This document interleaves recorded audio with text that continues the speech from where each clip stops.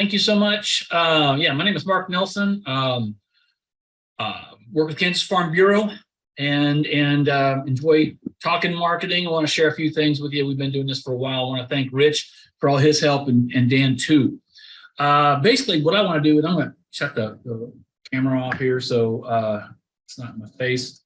Basically, I want to talk to you about one. I want to wrap up that 2022 corn and bean demo pre-harvest plans that we've been kind of working through, just show you where those things have turned out.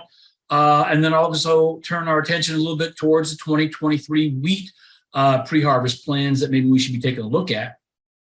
And then the next thing I want to do is kind of look at more pre-harvest pricing alternatives or tools that can maintain some upside price potential. We talked about a few of them at the last session back in July.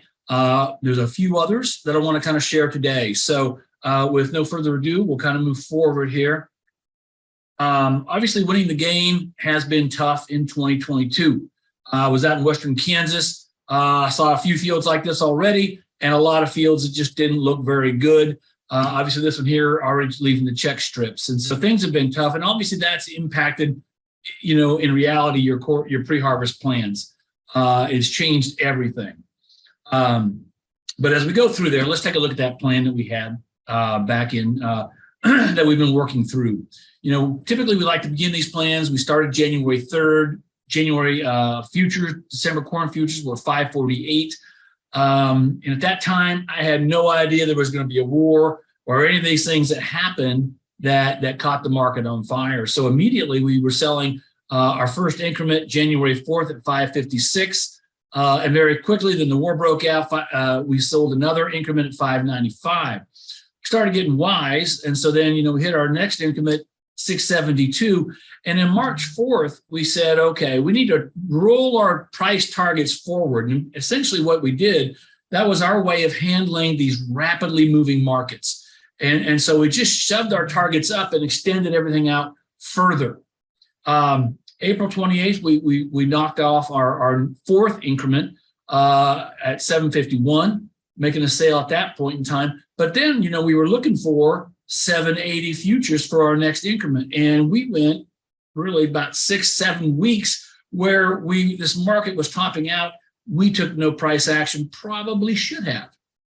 Because in June 21st struck, we kind of gapped that thing down and futures haven't been past, you know, haven't been back up to $7 since, although we got close yesterday. July 11th, we sold another increment at 629, again, following our plan, wanting to get that done by mid-July. We wanted to get the last increment in by mid-August, did that at 642. So basically the corn plan is complete. It's 100% priced at an average CME December corn price of 641, which we believe would be about $1.41 over estimated cost of production. So, you know, looking back, it turned out okay. Right, we priced better than our cost of production, well over our cost of production, but you know we did incur a lot of margin calls. We priced probably more than we would have liked to have early. The soybean situation was very, very similar. Right, began at January 3rd. November futures were 1284. Again, thinking that this could be as good as it gets. It wasn't. Priced the first increment on January 28th at 1351. Second increment February 7th at 1460. Again, we see, hey, there's a war going on. A lot of things impacting prices. These things are racing. March 23rd, we did another 1508. Again, we rolled those targets forward on both March 4th, and then we did it again at April 8th. And so, you know, then we're looking, you know, like for $16, we never hit it, right? June 21 strikes. We gapped that thing down. Again, haven't got back up to past 15.20, haven't got past $15 since that point in time. So where are we at? Well, you know, we had one more trench we want to get done in, I believe, in August. We got that done, 1454. We're still now waiting. So we're 80% priced. With our last trench we want to do by mid-September, we're looking for $17. Not, you know, probably not going to hit that. Where are we at? Well, we have an average price of $14.32 when you add all those together.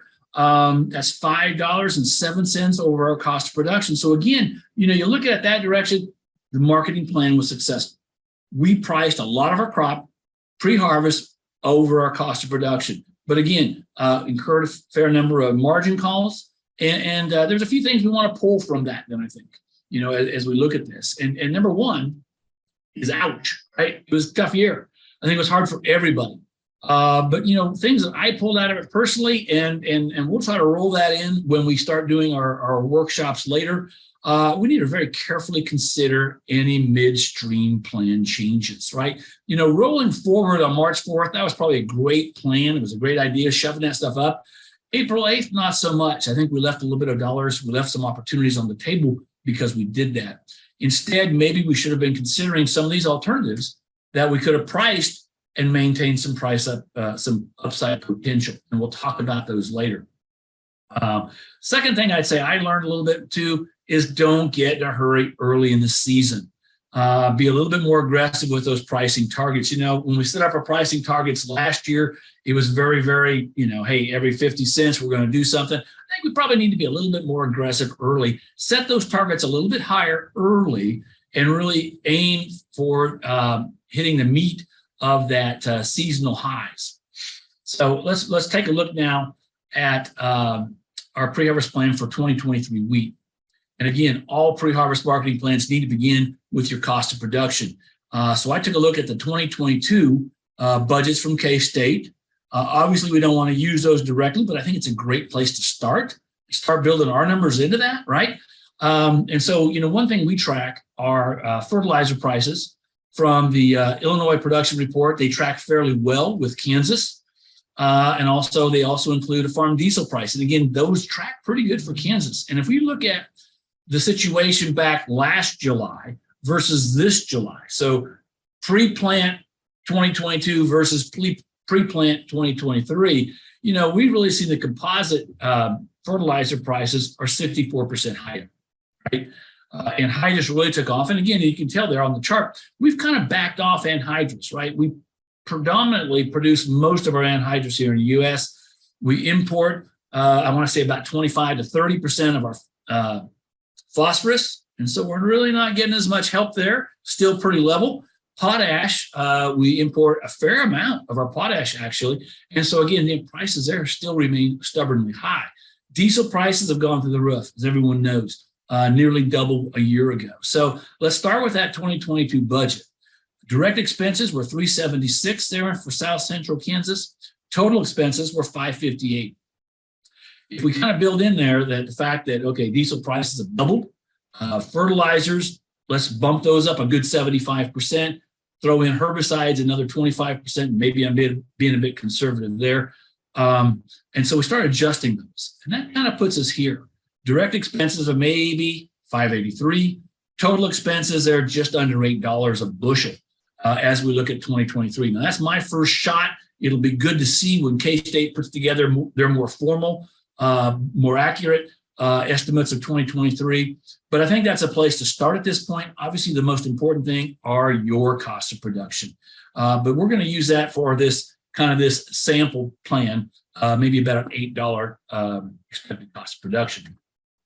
Okay, so the first thing we got to do, that's our minimum, $8. But we need to put that more into a futures base. And so I'm going to use Hays, Kansas. My estimate for basis for 2023 is about 50 cents under. So that means I need an $8.50 futures price for 2023 wheat futures.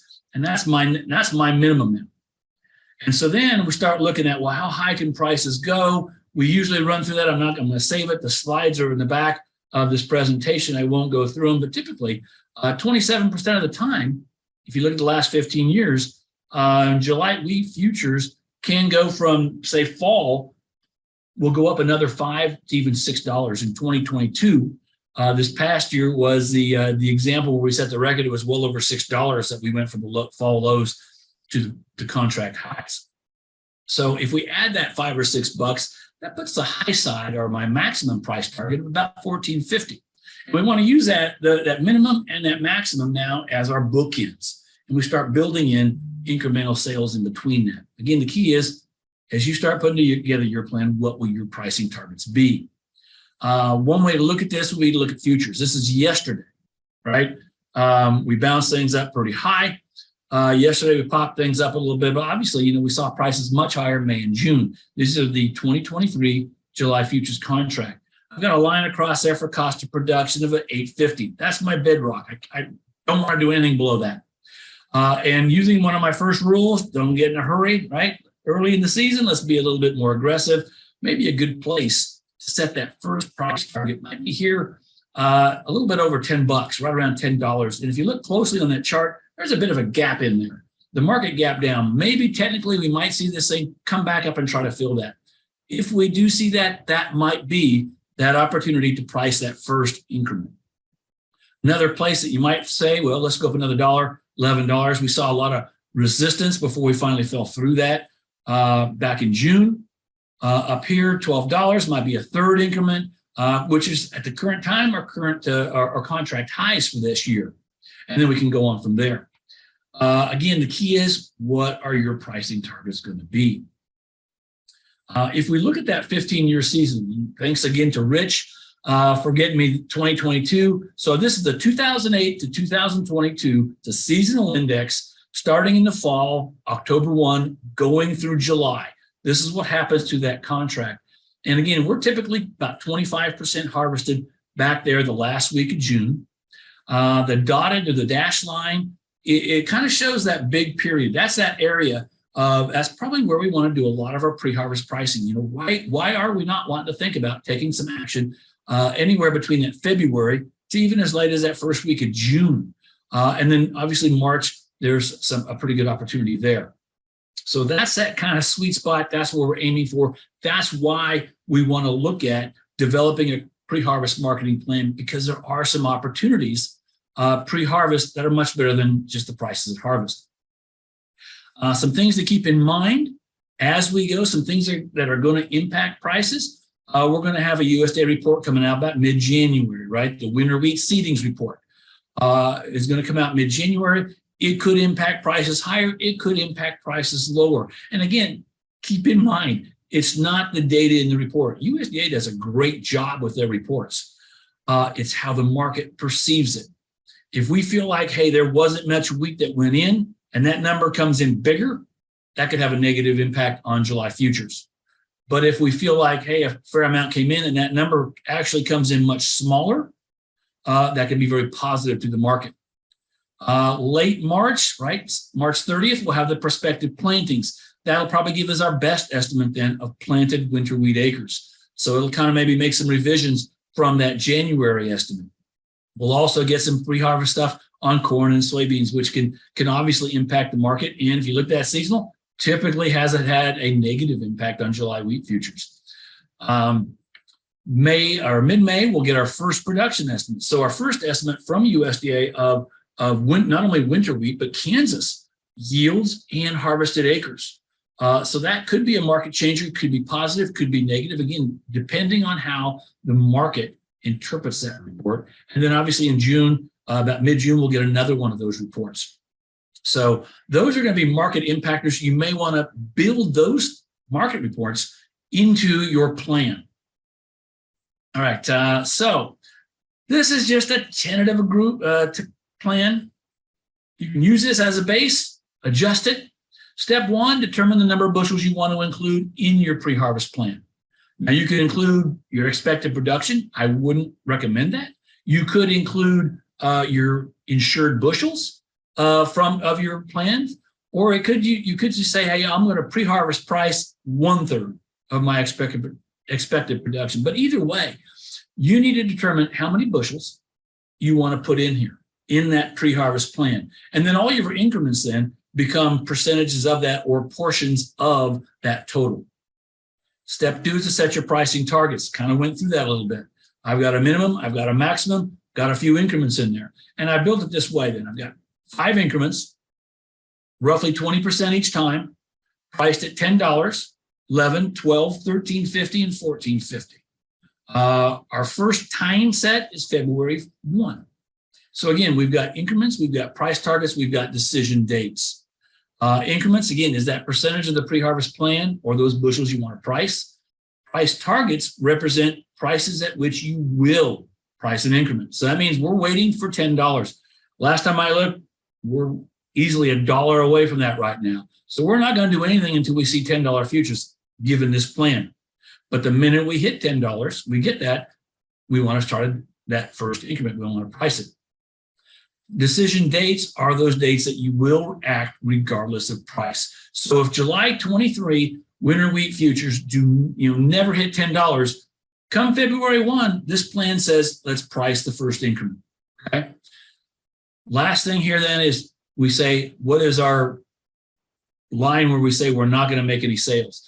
And for this plan, we're going to say if prices are less than $8.50 local cash, now my expected cost of production is $8 local cash. I'm saying we're not going to do anything pre-harvest unless I can get $8.50. And so that's kind of our minimum. And then we follow this plan now. Last thing I want to do is turn, I'm going to spend a few slides going through that, but just talking about minimum price alternatives that give us some upside potential. Now, as we've done our workshops, we've broken up pricing alternatives various ways, right? We've got futures, we've got options, we've got minimum price contracts, etc.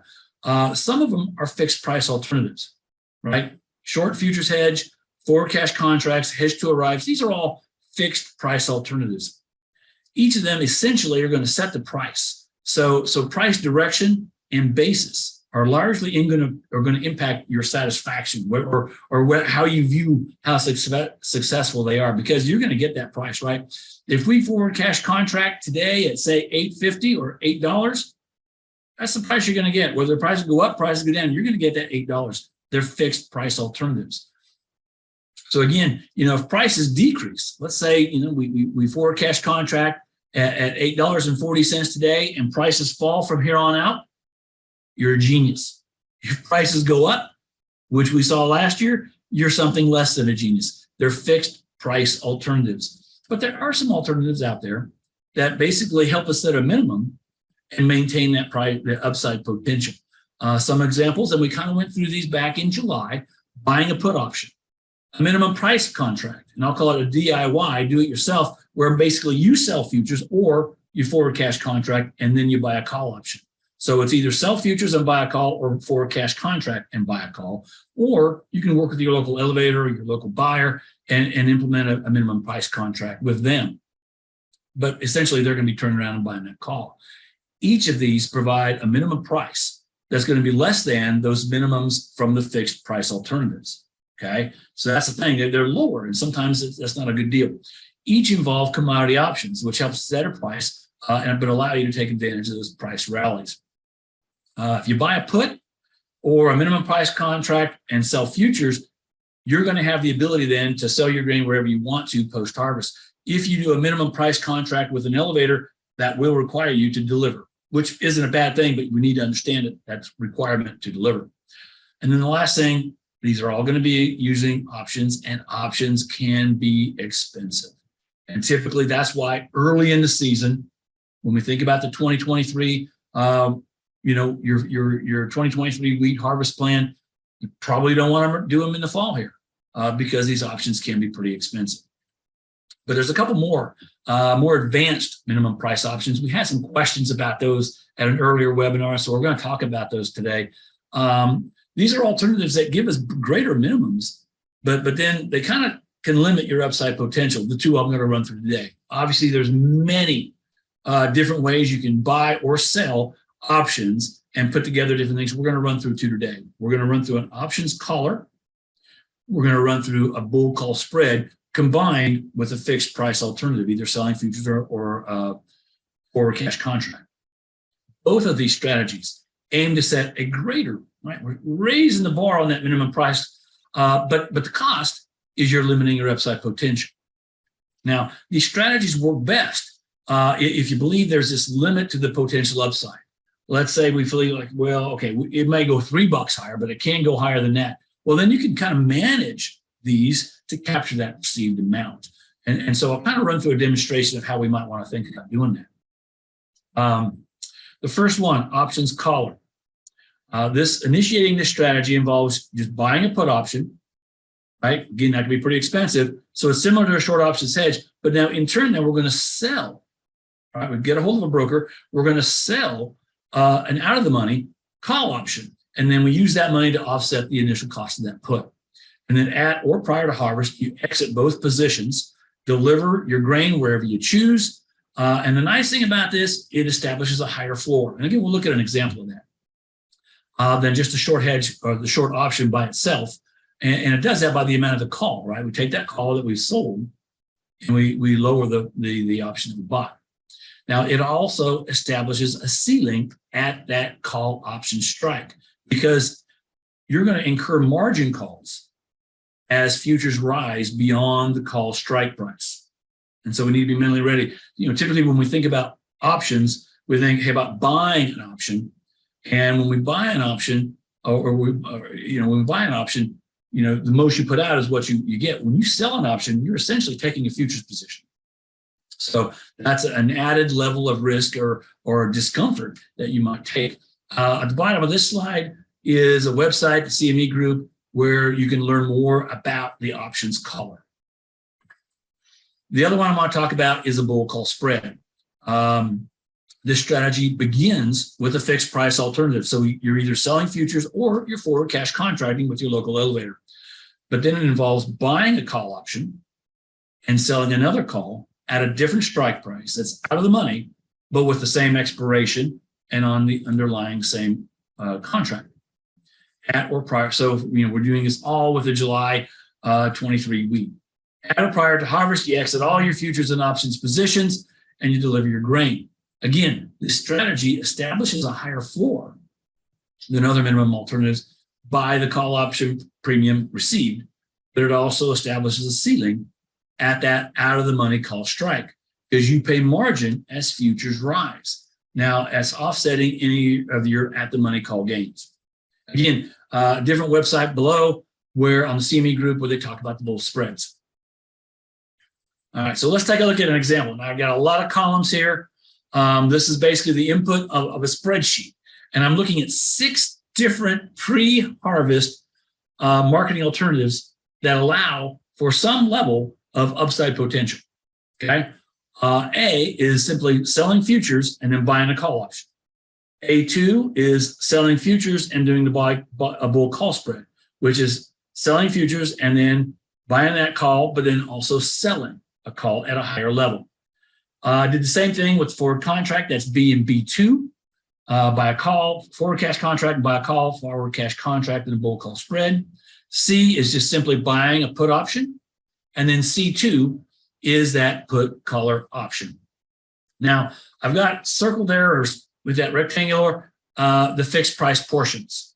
So again, if you use a fixed price alternative like selling futures, that's your expected price, $8.50. If we did it yesterday, on yesterday's close at $9.01. I don't know where we're at this moment, but as of 8/29 yesterday, when we closed this past August 29th, we closed at 901. So I'm using that as our sell price. That would give us, for Hayes at least, an expected sell price of $8.50. I called Midland Marketing. They had a forward cash contract of $8.47. Okay, but now we're going to take some other steps, though, to make these minimum price alternatives. And those are all down here. $7.37 for option, that alternative A, which is selling futures and buying a call. $7.78 for A2, and then going all across. Note that I'm kind of using my out of the money call as $12. And if we think back to that futures, our contract highs are right about $12. And so I thought, let's say we think the upside potential in this market, if things go crazy, we could say things attack and maybe get close to that contract high of $12. So that's why I'm selling my call. So I'm allowing myself to get the upside all the way up to $12. And what that does then, it gives me the opportunity. So A2, B2, and C2, all of these ones that try to increase my minimum, it's giving me higher minimum prices, right? On the A versus A2, it's $7.37 versus $7.78. On the B versus B2, it's $7.34 and $7.75. How did I make these calculations? All right. On A, sell futures and buy a call. Well, my expected minimum net selling price from futures is $8.50. So we start with that. Sold futures, now I'm going to buy a call. So I need to subtract out the $1.12 for buying my call, because yesterday that's where a $9 call was, $1.12. And again, we noted options can be expensive. That's over $5,000 for each 5,000 bushel call option. And then I throw in a penny for my expected fees. To get 778, we start with that minimum price from selling futures and buying a call, 737. And then I add back in the 42 cents I receive by selling the call, the $12 with the out of the money, $12 call. Add that in, I've got another penny for commissions, and that's how I did that. And again, just you make those same calculations all the way across. So that's where, so this is the data we put in. So then what I want to do is take a look at the results. How would these things turn out if prices change? So futures were at 901 yesterday. Let's say we take a sell position at 901. Okay, I also want to point out these provide upside potential, but do the minimums cover my cost of production? At this point, while my estimated cost of production was 791, at 778, at 777, they're getting close. None of these minimum price alternatives are covering my expected cost of production, so we need to keep that in mind. Okay, so if prices decrease, so futures were 901 yesterday, let's say they go all the way down to $8. If we adjust basis, right, $8 futures at harvest next year, and if basis is what we think it's going to be, about the 5-year average of 50 cents under, that means cash prices are going to be around $7.50. The short hedge, I'm going to get my futures gain because I sold at 901, right? I buy that contract back now at $8 because it fell. I make $1.01. I've got a penny in hedge costs, so my gain is $1. Add that in to the $7.50 cash price, and I've got $8.50. Sell futures and buy a call option. I begin with that futures result, $8.50, and then I add in my option results, which are I've got a call gain of -1 because I have my commissions, and then I paid $1.12, so I end up with my minimum. Same thing over here, my futures results of $8.50 plus all of those options, so I paid $1.12, I received 42 cents, but then I had 2 cents in commissions, so I end up with a minimum of $7.78. On the put option, I throw in my option results plus the cash price of $7.50 and I get $7.36. Same thing here on C2. I add up all those option results, right? I receive 42 cents because again, the put now is worth 99 cents, but again, remember we pay $1.13 for it. So I ended up with a minimum of $7.77. So that's where we end up with prices go down. Again, that fixed price alternative, selling futures or even the forward cash contract of 847, both make you look pretty smart compared to these, right? Because prices fell. What if prices go up? What if prices go up to $12 from here? Okay, the cash price is $11.50. My hedge price and my hedge price is $8.50. My forward cash contract is still $8.47, but my sell futures and buy a call option is now $10.37. Sell futures, A2 there, and buy a call is now at $10.78. Why? Because that $9 call is worth $2.99. Now I paid $1.12 for it, but still I made quite a bit of money off of my call option. And this is that great example of a minimum price, but giving me the upside potential. I'm not locked into that minimum. I got 1037, I got 1078, 1036 on the option or the buy a put, and over there at C2, 1077. The key here, A2 and B2, or C2 and B2 also by default, these are actually doing better right now. Why? Because I'm able to pocket the entirety of that $12 call because we've only gone up to $12 futures. From this point forward, if futures continue to go past $12, those A2, B2, and C2 are all going to decrease in value. Okay, and A, B, and C are going to increase in value. Because here's where we hit that cap, and we hit the cap at the $12 call strike that I sold. So what happens if we see $14 futures? So now we're taking out the contract highs. Something crazy's happened. We've seen a massive rally in prices, and we know. So now these A and C and also B from that earlier slide would all be doing much better, and better than the A2s and these ones that limited or upside, because the call continues to gain, but now the option premium for the call that I sold is now starting to call me, right? I've got $2 in margin calls. I did net out 42 cents, but like I say, I've got $2 in margin calls. Now they're being offset because I'm making money off of my other call. So again, so here's a quick example. In our workshops, we spend a lot more time looking at this. I want to get ready to turn this thing over to Dan. I appreciate his patience giving me 30 minutes today. Last thing I want to hit on here is this. It's time to begin outlining your 2023 wheat plan. I kind of sketched out something to take a look at. You can use that to build off of, but it needs to be your plan. Currently, too, current prices may or may not be even covering your cost of production. So we need to continue to watch this market. Keep in mind, too, there are tools out there that can maintain upside potential. So you can take a position and maintain upside potential. Last two things, we say this every time, keep it simple. Focus on what you can control. Keep your lenders informed and work with your broker and your market consultant. Again, Mark Nelson here. I want to thank you for your time. Appreciate everything. I'll stop my share and turn this thing over to Dan. Now, note there were some questions. Brady, who has been in on these all along, these webinars, brought up an issue about the Mark, as you were talking through the put options versus making them more accessible price wise. We kind of got into a little bit of a discussion about how in the current volatility, how do we gauge what's expensive or not? I'm going to talk a little bit about potential upside in the markets, but it's I guess to some degree for sure we've had an increase in volatility of late for a number of reasons, and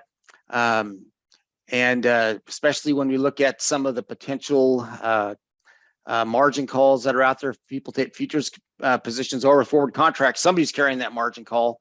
It's sure interesting to consider. Any thoughts on that, Mark? Well, definitely, I would agree. I'll be honest, I'm kind of thumbing through these things right now a little bit. I think there's some great points in there, and if I might reserve my comments until, if that's all right. That sounds good. Yeah, we'd come back at the end. Okay, and Brady, and let's see here. Yeah, Brady, great comments as always. Okay, let's move forth then. Okay, all right, there we go. First, I want to give some market perspective in the time we have. Given these initially at the Risk and Profit Conference at KSU, and I've updated them with new information and some new perspectives. So here we go. The overall grain market outlook in Kansas, the U.S., and globally is we're still in and haven't seen any real change in the tight stock scenario that we're dealing with. In fact, the recent Midwest corn tour, if anything, brought more concern than we had before here in the U.S. And if it's in the U.S., it's globally. It does drive us to watch South America's 2023 soybean and corn crop prospects. We'll talk about that in just a minute in terms of when those plantings go on. Already, expectations are out there that Brazil will have a record high soybean crop, 126, 130 thereabouts.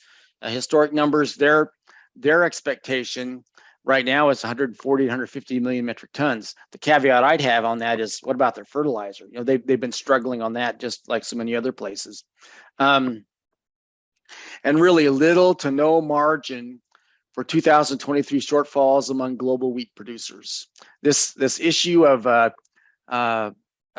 potential grain coming out of Ukraine has had an effect on the markets.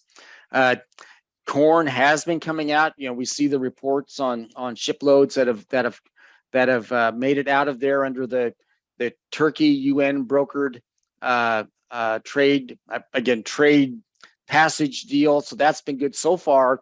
It's been mainly corn, it's my understanding. Wheat just beginning to trickle out of there. So increased availability, and also in the corn market, we're hearing about how U.S. bids Ukrainian bids for corn with their exchange rates, whatever else, markedly lower than what the U.S. is selling for. So that's already affecting us in terms of U.S. trade for a little bit. So it brings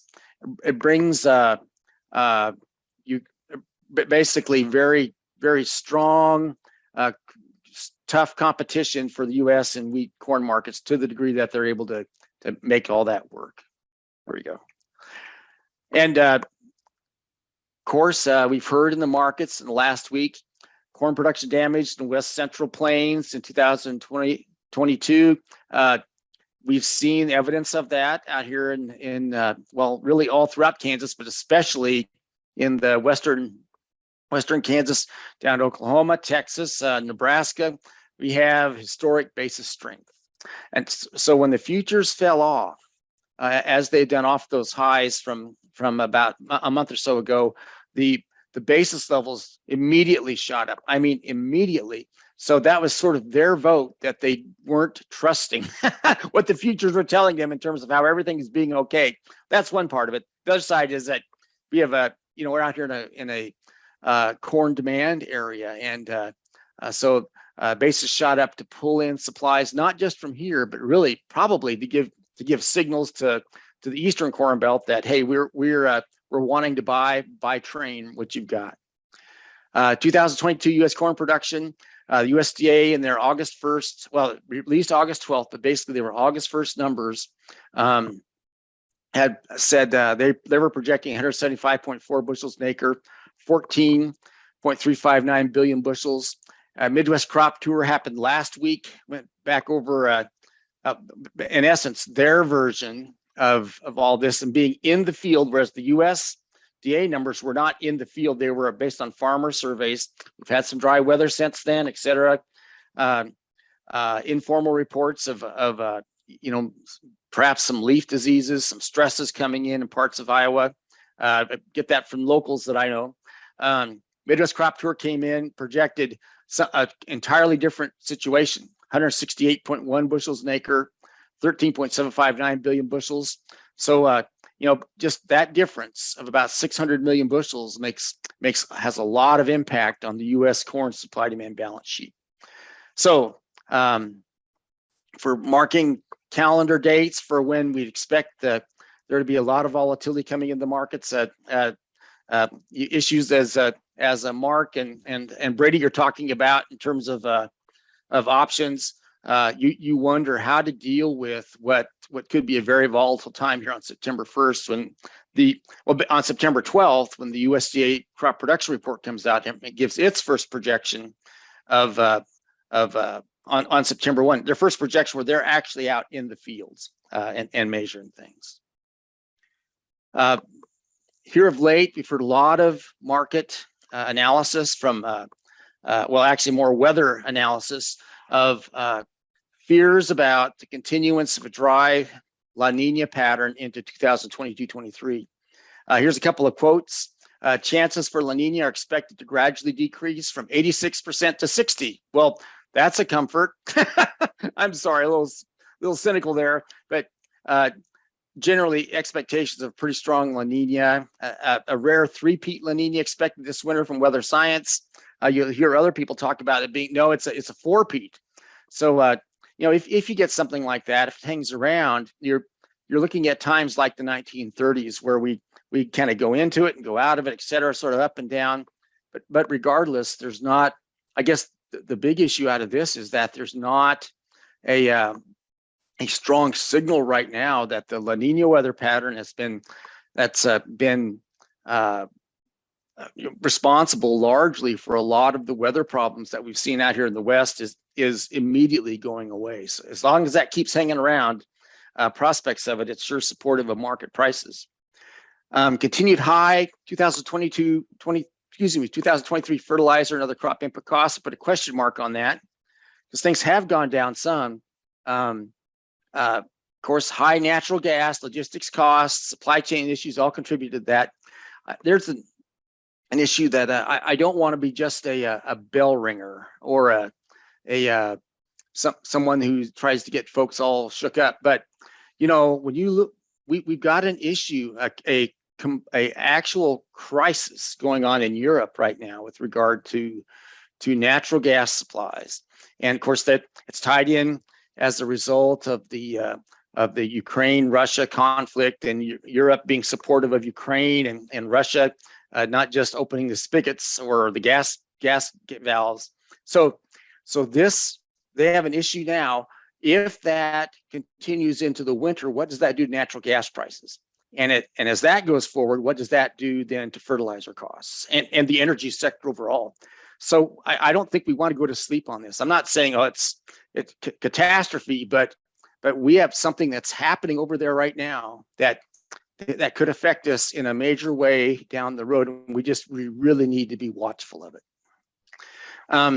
So in general, I think it's fair to say that high fertilizer prices may limit U.S. corn acres in 2023 to 89 to 90. The thing that's odd about saying that is that it's deja vu. We were saying that this last year, and we ended up and had a few more corn acres than we thought and less soybean acres than we anticipated. So we're coming into this with the same intuition that, gosh, high fertilizer prices probably shift acres from corn to soybeans. So I guess after being humbled last year, we need to just watch where this thing might go in 2023. Hard red winter wheat seedings this fall for harvest 2023. I think largely it's a soil moisture watch. Soil moisture prospects in central southern states. September, October of this year will have a lot to do with what we actually seed. Likely, we'll have pretty strong crop insurance prices. You can look on what the futures are showing right now as of Friday. July futures for hard red winter wheat, we're at 872. Last I looked, they were up about a dime or so from that. So assuming we're getting futures prices above $8, Mark, you're coming back to what you're looking at, what you were talking about in terms of cost of production. 791 estimate roll up to 8.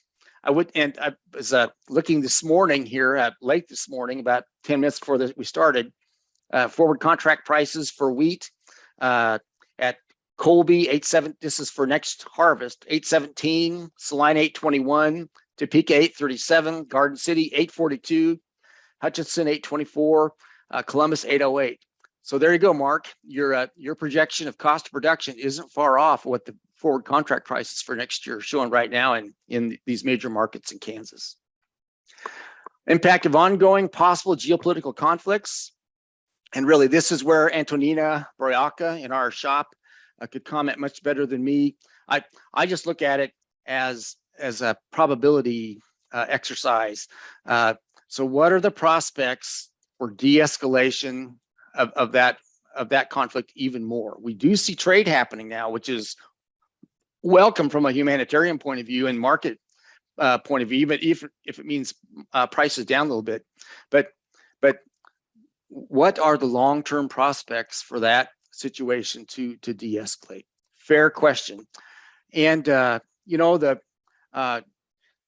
issue out there that I think we all, another one that would hit us in the US, would hit the whole world in a major way, would be some activity between, well, there's already activity, but just not anything shooting, just a lot of positioning and chest thumping. But if there's a China-Taiwan conflict, what does that do to the global economy? And how about the U.S. grain trade?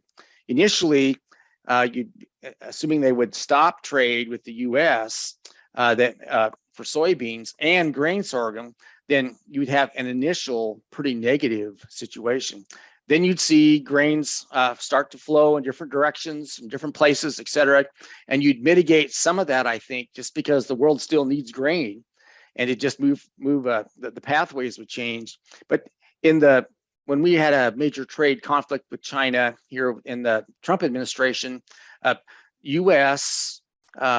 soybean exports did fall. It ended up about 30%. So everybody still used soybeans, but we shifted things around, and in that trade, we were down on exports, at least by my reckoning, about 30%, and grain sorghum was really hurt. So thought provoking for us as we look at how to manage these risks in the market. If either one of these two, one continues or the other one happens, then I believe the market will be challenging to figure out just which way to go. U.S. foreign ag response 2023 to current grain prices. Crop acres normally have high prices like this. High prices tend to bring a response in terms of more crop acres, and we tend to increase production to try to drive prices down. But the issue now is we've got all these crops, all of them, corn, soybeans, wheat, grain, sorghum, sunflowers, cotton, they're all at high levels. So it's not just transparent which way we'll go in terms of shifting crop acres around.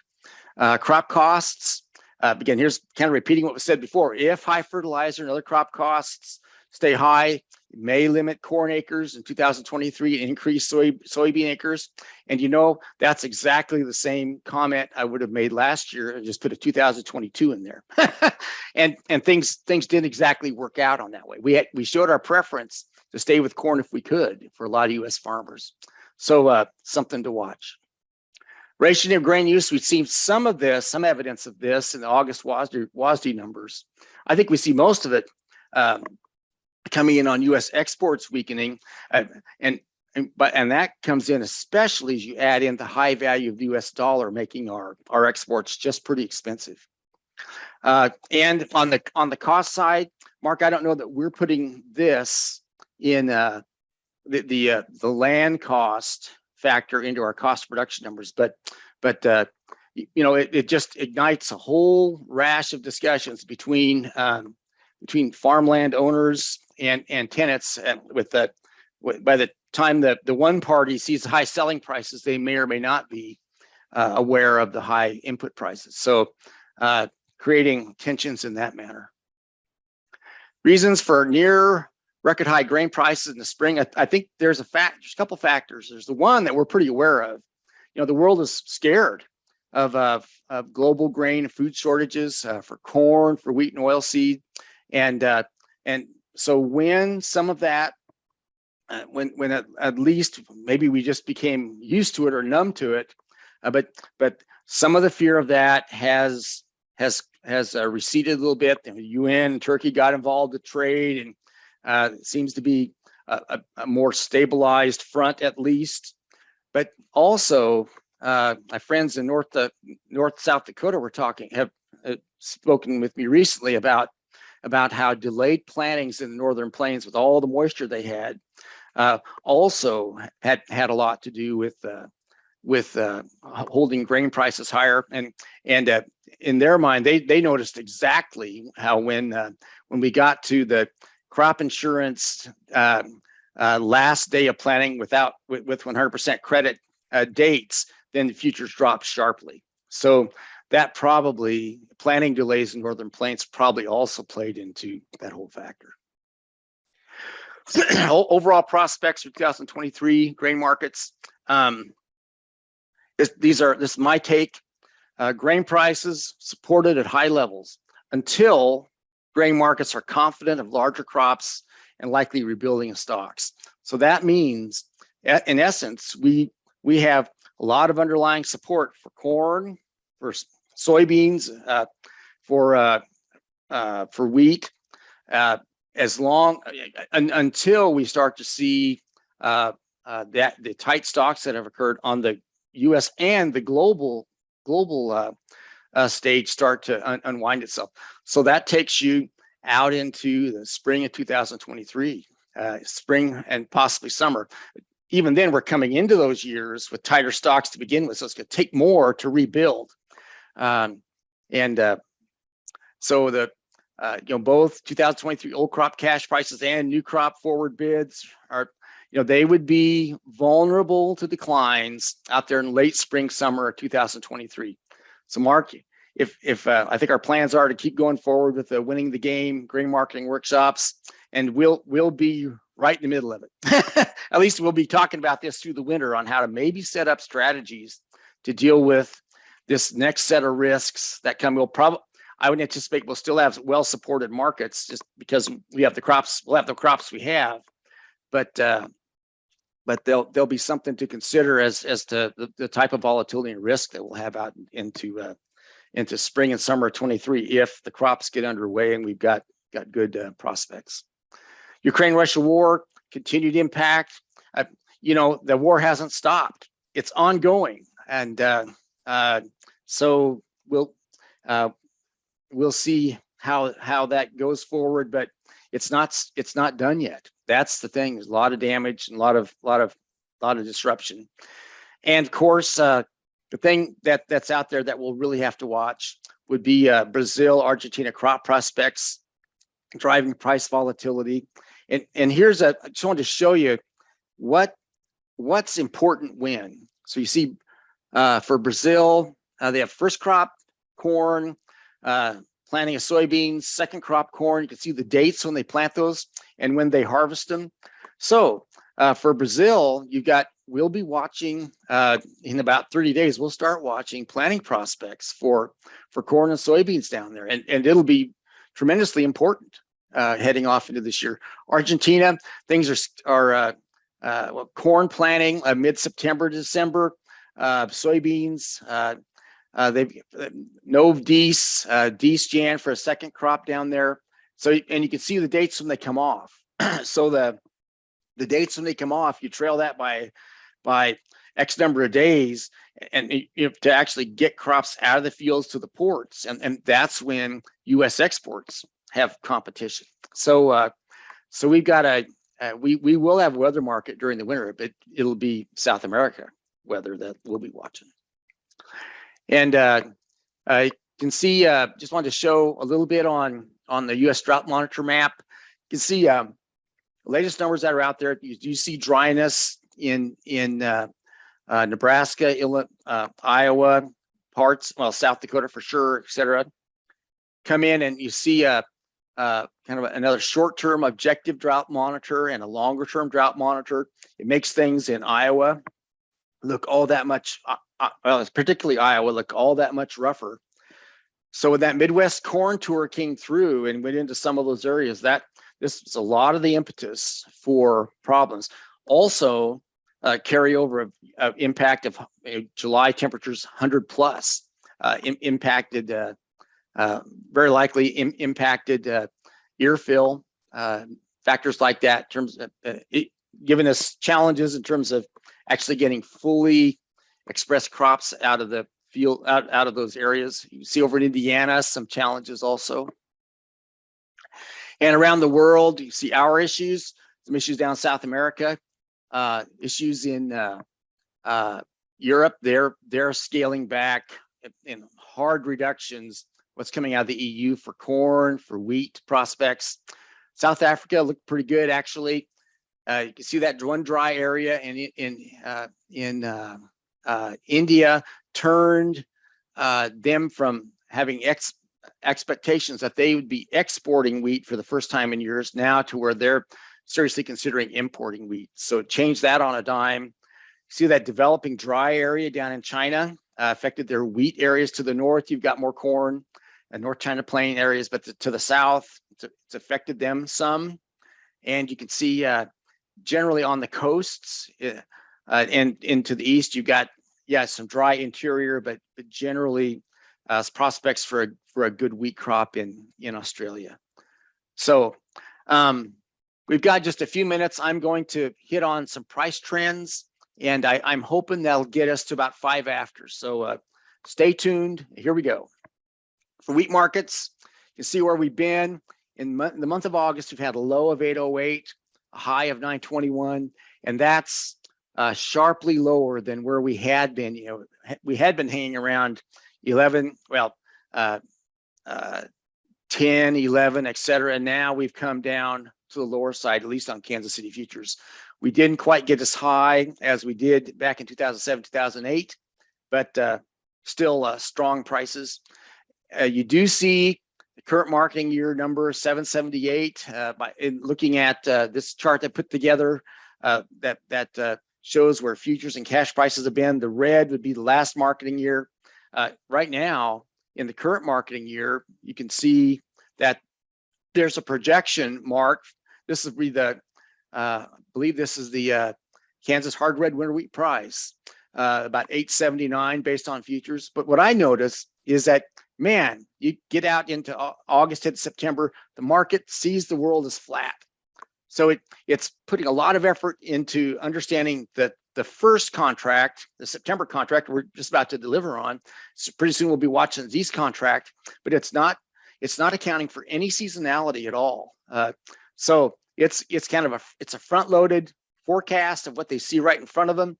And if anything happens, you'd see more seasonality expressed, probably some more to the high side. Basis pretty flat really for hard red winter wheat in Salina, and about where it has been really the last 3 years average. Go down to Hugoton Southwest, more volatility in basis, but generally running lower than where we had been. This down at the Perryton Equity Exchange in Prairieola. And I think the story of the wheat market this year is, you look for the 2021 wheat futures hard red winter wheat, 749 million bushels. Had our drought brought us to 576 this year, so it took us down. All these other types of wheat all have, if you compare this line, these lines are all in hard red spring sharply higher, but at least equal, if not pretty strongly higher, all the way along there. So we were short this year. Everybody else had better crops. For hard red spring, it basically has returned to normal pretty much because of their problems last year. But that's why we're in our current situation where we have struggled in hard red winter, but with everybody else doing decently, or if not really good, it's kind of outran us. I did want to show you here some scenarios. I think what we've been seeing in terms of U.S. wheat exports has been a front and center dramatic negative impact that's come from the high U.S. dollar taking us out of competitive balance with the rest of the world, and a lot of that anticipation Ukraine's going to come. So you can see scenarios of taking the USDA's August number down 25 million, down 50, down 75. Probability of the USDA is probably right, but if things keep receding, you can see the 20, 15, 10% probability. You can see how we're shaving back the export numbers, and you end up with USDA's projection of 925 futures at about 879 now, of course, and about 875 for a 25 million bushel decline, 50 million bushel decline, 825, 750. So Mark, assuming that U.S. wheat prices and Kansas wheat prices aren't too far off, your $8, we're covering in most situations, except if we really get a hit on exports, at least by this line of reasoning. And you can see that here too. Okay, we've talked about this. Just wanted to show you on the world side with world numbers. Yeah, we're tight. And it's been declining. It's been getting tighter right now. Ending stocks in the world, 8-year low. And we're not even looking here at world minus China, which is at about a 20-year low. And just wanted to show you on this for wheat, when we see 925 with the value of the US dollar and on the world markets, by the time you take into account the US dollar's value, the rest of the world sees about $2 higher. So this is a big deal in terms of making the US not that competitive in these markets. Corn markets, to show you quickly, you can see in August, 587.5 low, 683 high. A lot of that 683 high has happened of late. What happens in these markets if we get a confirmation from the USDA that, yeah, we are below 14 billion, maybe we're closer to 13.7, where do these markets go? It would seem there's a lot of potential for volatility on the upside in the corn market. Similar here, 594 this marketing year. Futures showing about 657. So you've got some of that optimism shown for the next year. Basis, have an interesting thing happen in corn basis, in that when the futures fell off, the basis jumped up. Now that, and we still have really good prices, but now that the futures have started to come up, we started to see the basis weaken. That's the red line. So seasonally, we tend to have in a normal crop year, you'd see basis kind of level out and kind of go sideways at lower levels. Be really interesting to watch what corn basis in Kansas does this year. I would not be surprised that we have an extremely strong corn basis for whatever bushels anybody can get hold of in the coming months. Garden City, again, basis had gotten up to about $1.70 over, has quote weakened to only $1.10 over, but again, some of that's in response to the futures carrying the load, but just general, well, I guess you call this a seller's market. You have corn. If you have corn this year, it would seem people be lining up to try to get hold of it, just to not get caught short later on. And you can see this different than on the handout. You can see the decline in U.S. corn conditions, the red line out the top, and it is as it is. And the USDA's latest projection, 175.4, it sure seems that we're destined to see something sharply lower than that. I would not be surprised the USDA ends up at closer to 170, 172, something like that. They'll go to that other number if they have to once they get the proof, but they may evolve their way there. So again, for their latest numbers, 14.359 at 175 bushels an acre. If that number gets below 14, then you end up with things like this. You can see alternative scenarios, 172 bushels an acre, and the blue second scenario, 170, 168, and here's where you think, well, that guy from K-State's probably, what does he know? Well, that's a good question. What does he know? The point is, if you start plugging in numbers and let the exports basically carry the difference on the way down, and leave everything else the same in terms of usage. So in essence, we're becoming more of a domestic use situation in a year like this. Exports taking the hit, and stocks get closer down to 1 billion bushels. Stocks to use moves from keeps ratcheting down. Prices keep going to the high side, $6.90, $8, $9. So you can see. So in essence, maybe the big issue is I put a 0% chance that the USDA is right. 0% chance, and 10% that it's only 172 and something closer down in here. So I'll probably have to eat these words, Mark, but it's at least how we see them. And you can see what impact that would have. So this worries from Kansas livestock feeders, ethanol plants, et cetera, playing into those strong basis levels. And I think they're fearful of these potential outcomes coming in, and don't want to get caught on the hind end of that with no grain available.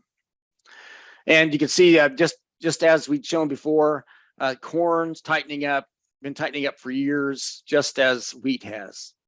And again, we see with the US dollar, we see when the USDA says 665, the rest of the world trade weighted US dollar sees about 819. So it just hits us on the export markets. Soybeans, I need to change my expectations. Soybeans, I used to think 12, 12 and a half, 13, or 10, 10.50. That's where soybeans were. We spent a lot of time, and I have back since 2007, 16, 17, 15 dollars, and now this go around, we're at in August, as things have slowed down, we're at 13.56 on the low side, 14.85 on the high, unless something happens today. And Current price 13.20, new crop bid 13.73. I think that you're seeing the market a bit mollified or mitigated in terms of their concern by the anticipation of a huge South American crop coming in next year. And boy, the basis in Salina just all over the place. So in essence, in about the last 12 weeks, we've had, going back to 2018, we've had the highest and the lowest, the strongest and the weakest basis, all within the span of just a bit of time. This is a very unsettled market driven by exports, very, very, very volatile. And you can see it also out in Garden City, not a noted soybean area, but they do grow some. You can see their movement. And again, general decline for them in terms of condition for 51.9. They may get that. It's hard to say. They've had some heat. Right now we're up. The Pro Farmer Tour came in and said that their projection was about that. So right now nobody's really worried about soybeans. And so here's saying in this, there's about a 50% chance the USDA is right, 30% chance that they're right and their exports are too high, and then start ratcheting down production. And you end up with exports being adjusted on that, and USDA is projecting 1435, could go lower, could go higher, but I'm saying only a 20% chance that we really take a hit on the production side. And you can see how that looks in terms of markets.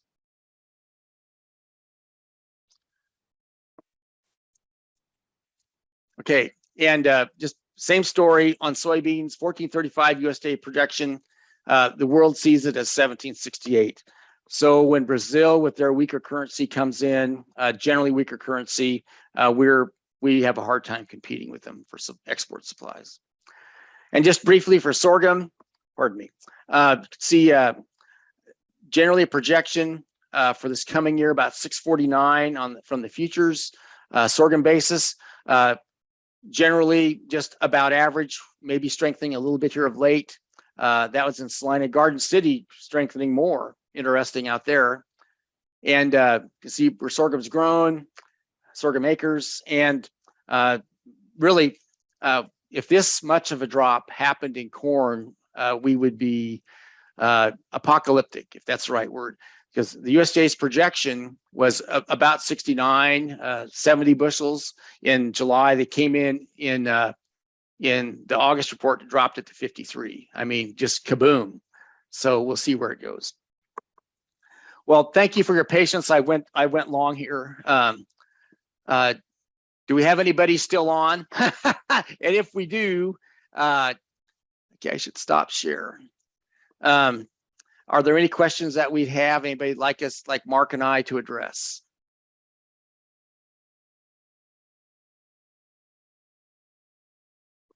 Let me check the chat. Put it in the comment, but just a comment to Brady a little bit. Sure appreciate his input, his insights. And I totally agree with pretty much everything he posted in there, or really everything. The only thing I threw in there was that, every farmer in Kansas is going to have their own unique situation financially, and they're going to have their own perception of what market risks are out there. We listen to you, we listen to a lot of folks that know a lot of things, but everybody's going to have their own perception. They're going to have to figure out what's good. But I definitely think that, as you touched on, as we see all this volatility, definitely having a plan, and that plan has never been more important. And the other thing too, those little, I ran through a quick example, $9 calls, $12 calls, all of those things can be implemented at different strike, at different premium levels that all result in slightly different minimum prices. And so, that's what's nice about a spreadsheet, but that's what's nice about doing your marketing plan and kind of running through some of those numbers is because maybe there's some combinations that, again, give you that upside, but that also do cover your costs. Because I guess I do get really nervous, especially when we look at your outlook. And to me, I'm reading that and saying, or listening to that and hearing that there's some significant upside potential. Not that you're writing it out, that it's all going to fall apart, that it couldn't happen, but it does seem like there's some upside potential. And that's why, maybe being a little bit aggressive with our target, saying, hey, I'm not going to do anything until I see $10 on, say, July 2023 is not a bad idea, or whatever price you want to throw out there. But, I don't know, do you have any reactions to that? But I guess I just feel like, we need to kind of sit back, but definitely things that give you some upside potential have never been more important. Well, La Nina risk, we'll be watching that. If that continues, and that would, again, the area that could be affected by that would be us. We did have during July the classic blocking high pressure system that could be associated with those tough La Nina summers. Thankfully, it didn't smoke the rest of the Corn Belt, or I'm not sure where we'd be in the toughest years. I think that's been a part of what's happened. So we have weather concerns going forward that we have to unwind. And again, I want to be circumspect and not just get people riled up, but these issues in the energy markets in Europe are no small thing. And so we need to think through what high natural gas prices on the world stage do to our inputs, to our energy sector, and how that carries over to 2023. Really a thought-provoking thing, but at least we can start to think about it and try to anticipate what might be coming. Mark, when you put together say an options or a forward or a hedge example, what basis do you put in there? I think we'll have strong demand pull as long as people have businesses, livestock feeding, ethanol plants, et cetera, that they're trying to keep going and they're competing for grain. So I don't, now where we have seen a weakened basis is in wheat. We've gone back to basically normal, but for corn, for the feed grains, for corn in particular, we're pretty strong. Soybeans is hopping all over the place, but so we really are going to have some seasonality, some South American uncertainty to continue to have to wrestle with as we head into the next 6 to 9 months. It's an important thing to consider. Hey, this is Mark. I would sure agree with that 100%. But as you touched on, what we saw that situation where futures took off, and so all of a sudden basis gets weakened. And I guess it's hard. Typically, what I tell folks when I'm working with folks is you start with that 3 or that 5 year average.